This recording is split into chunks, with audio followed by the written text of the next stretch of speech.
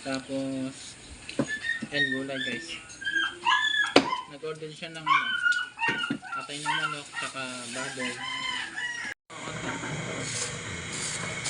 Bisa yan. So guys, nagpalagtag si ate ng galunggong, 1 kilo lang. Oh, sariwa, grabe.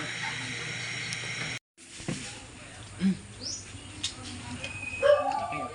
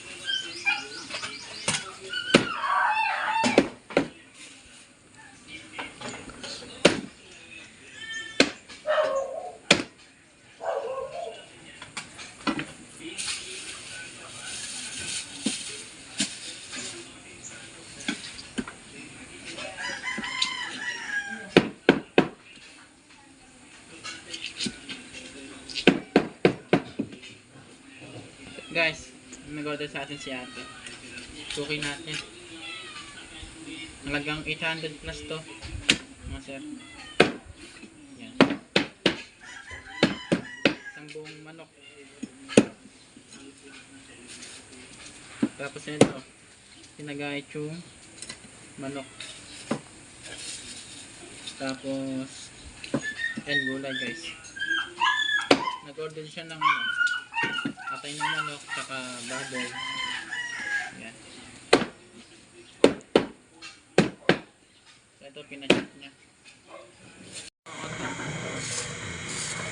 Bisa yan. So guys, nagpalagtag si ate ng galunggong, 1 kilo lang. Grabe guys, oh, ganda-ganda ng galunggong. Oh. Maganda ang galunggong or maganda ang gatinda? Natinda. Naka 1 kilo daw guys eh. Maganda guys, oh, grabe oh. Sarap magulam mamaya. Lagyan ng paksiw ah. Paksiw. Sarap talaga niyan. Paksiw na daw. Oo. Ano, ulam tayo na? Ang pugi oh, grabe. Sarap talaga yan mamaya ba?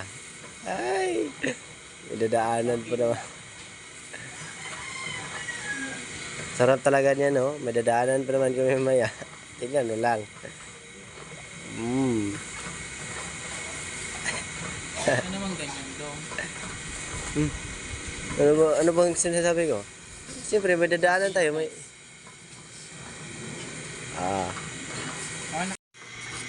So ayan guys, linisan natin to.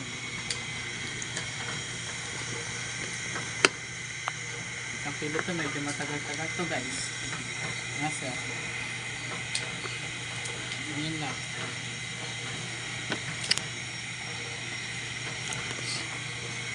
finished product. Finished product yan.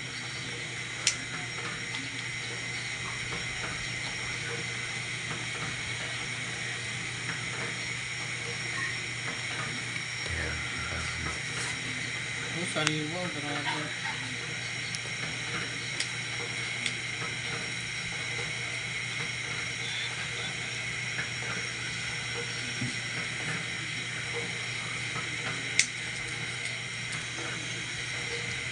Ganyan. Matindi pangangailangan niya, no? Seryoso, seryoso, seryoso. Diba?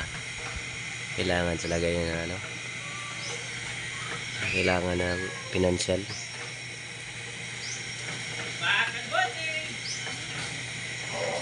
Grabe.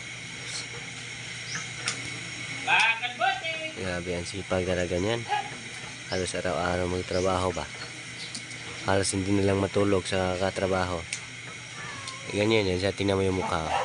Diba napayat, nangayayat. Kasi walang tulog. Walang ligo. Oh, pati yung katawan niya, hindi na nga niya naalagaan eh.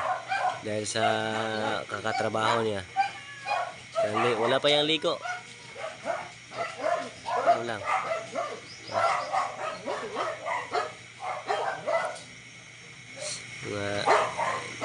Mga isang araw na yun lang ligo o dalawang araw na ba kaya? Sabi trabaho eh. Mas diba? Ayan. Grabe, 1 kilo to. Ganyan natin doon. Ayan natin.